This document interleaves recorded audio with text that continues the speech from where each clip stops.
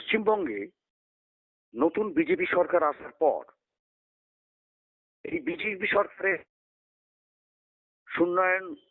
সুন্দরবন উন্নয়ন প্রতিমন্ত্রী দীপঙ্কর তিনি সরজমিনে তদন্ত করতে এলেন পাথর অত্যন্ত একদম দক্ষিণ প্রান্তিক জি প্লট সেখানকার গোবর্ধনপুর, এবং তিনি এলেন, তার সঙ্গে এসেছিলেন পাথর প্রতিমার সমষ্টি উন্নয়ন আধিকারিক, অন্যান্য আধিকারিকরাও ছিলেন, এবং গ্রামবাসীদের সঙ্গে তিনি দীর্ঘক্ষণ আলোচনা করেছেন, প্রায় আধ ঘন্টার মতো।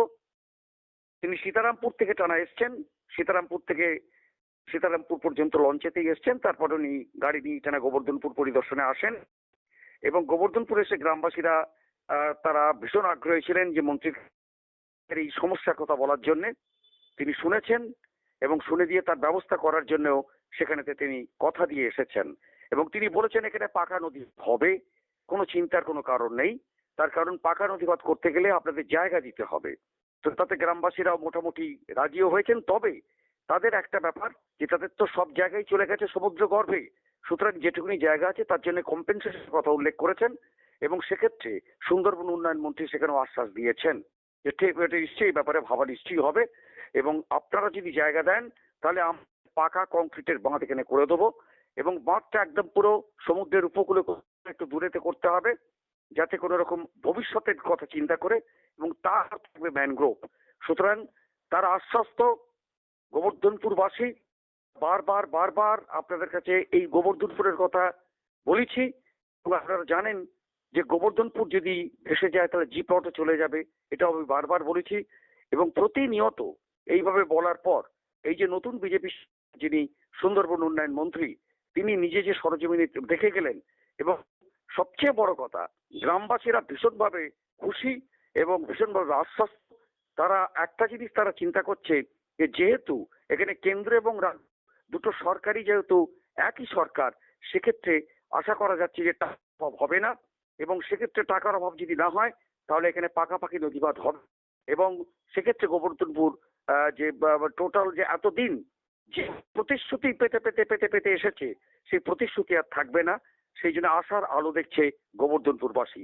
আসুন আমরা দেখে নিই, মন্ত্রী এসেছেন, মন্ত্রী সরজমিনে একেবারে সেই গোবর্ধনপুরের দক্ষিণ অংশে বঙ্গোপসাগরের একদম মুখে সেখানে পর্যন্ত পরিদর্শনে গিয়েছেন। আমরা সেই চিত্রগুলো দেখব, আমাদের সবই ধরা আছে, এবং শুনবেন মন্ত্রী কি বললেন, এবং সেখানকার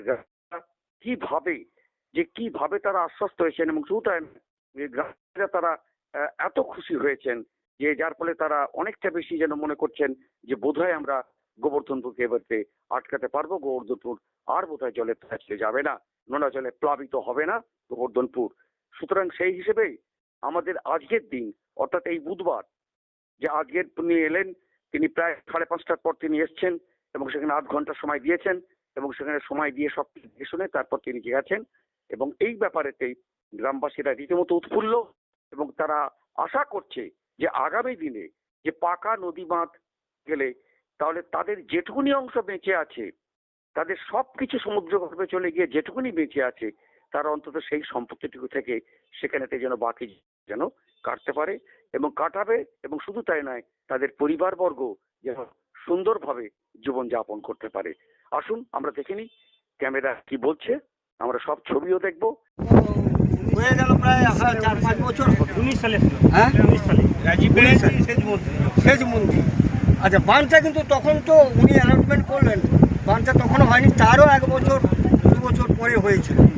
আমি বললাম আপনারা যে এখানে অ্যালটমেন্ট দিচ্ছেন, এই গ্রামের লোকেরা আসেনি, বাইরের লোকেরা এসছে 500-600, বিরোধী দল একেবারে কেউ নেই। আমি এসছি, আমি কি বলতে চাইছিলাম, এখানে যে অ্যালটমেন্টটা করছেন এখানে টিকবে না, কেন করতেছেন?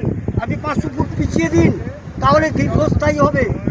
তখন অনেক অফিসার আমাকে চেনে এসে ধরে ফেললেন যে অচিন্ত আপনি যেটা বলছেন ভালো কাজই হবে, দীঘার পেটেন্টের কাজ হবে।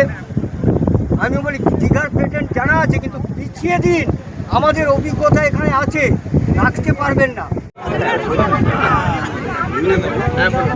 যে ম্যাটারটা আছে সব জায়গাতে গভর্নমেন্ট পলিসিতে সেই মতো হয়তো কম পাবেন, খুব বেশি সেই জায়গায় দেখুন যদি এখানে ভেঙে যায় তাহলে সবারই যাবে। কিন্তু এরকম নয় যদি কম পাচ্ছেন তার যাবে, যার বেশি পাচ্ছেন তার এরকম কিন্তু হবে।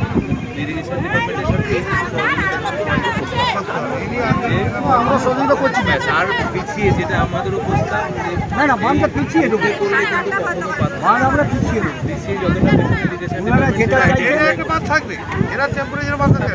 সামনে থাকবে, থাকবে থাকবে। অরিজিনাল বাচ্চা হ্যাঁ, হ্যাঁ। স্যার, ওনারা একটা যেটা কথা বলছি। চাইছেন সেটা না না আপনি তো শুনলাম এই বাদ সংক্রান্ত বিষয়ে হয়ে গেল আর কোনো ইস্যু আছে নাকি বলো? এটা